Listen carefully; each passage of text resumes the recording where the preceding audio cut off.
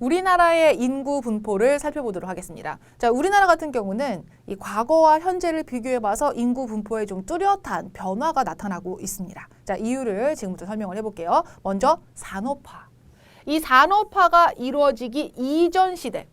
자, 산업화가 이루어지기 이전에는요, 이 자연에서 1차 산업, 농업과 같은 것들을 주로 하면서 사람들이 살아갔습니다. 그래서 자연의 조건이 굉장히 인간 거주에 중요한 요소였습니다. 그러다 보니 하천이 있고 또 평야가 있는 지역에 많은 사람들이 거주했어요. 바로 이 하천과 평야가 있는 곳에서 농업 활동을 하기에 유리했기 때문이죠.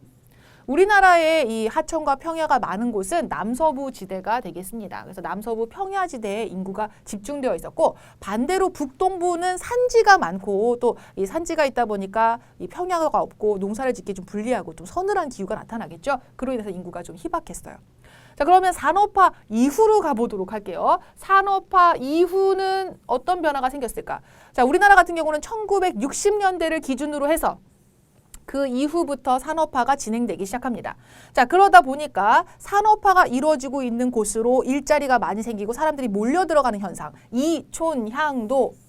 아무래도 산업화가 이루어지고 인구가 모이는 곳이 바로 도시겠죠. 이 도시로 촌락에서 떠나서 도시로 가는 현상을 이촌향도 현상이라고 합니다. 그 현상으로 사람들이 모여들기 시작하면서 일부 대도시 지역들을 중심으로 해서 사람들이 많이 모여 살게 되는 모습을 보여줍니다.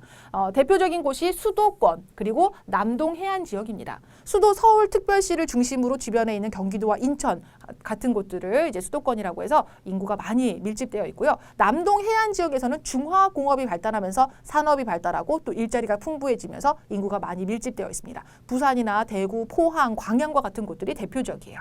그래서 산업화로 인해서 산업화가 발달된 지역이 인구가 증가했다. 기억해 주시면서 자, 지도를 보도록 하겠습니다. 자, 1940년입니다.